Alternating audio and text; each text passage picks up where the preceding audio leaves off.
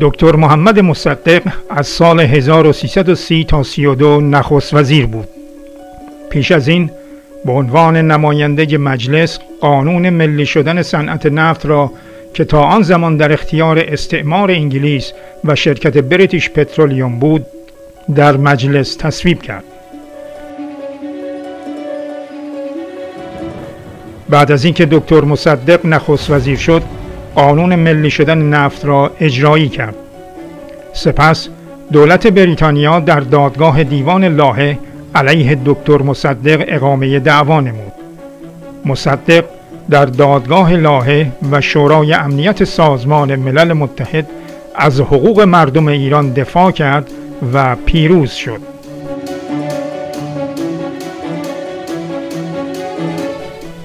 دکتر مصدق در 25 تیر 1331 برای محدود کردن اختیارات شاه دیکتاتور درخواست کرد پست وزارت جنگ و اختیار انتصاب فرماندهان نیروهای سگانه ارتش به نخست وزیر داده شود که شاه آن را رد کرد.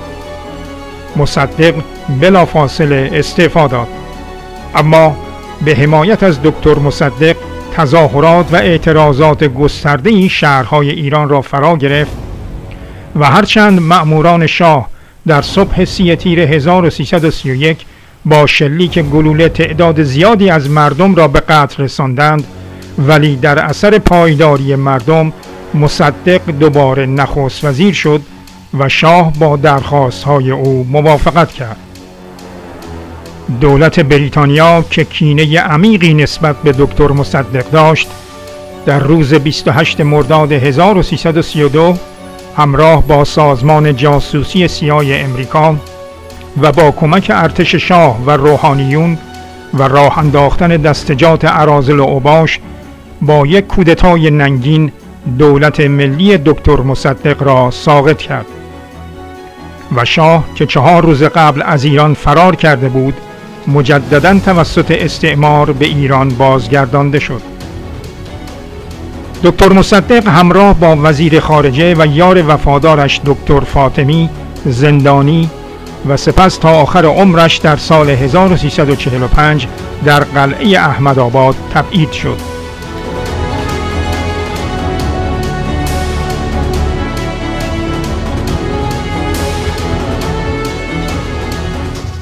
از مصدق به عنوان یکی از پیشگامان نهضت ضد استعماری قرن 20 نام میبرند که شجاعانه در مقابل استعمار انگلیس ایستادگی کرد و پیروز شد.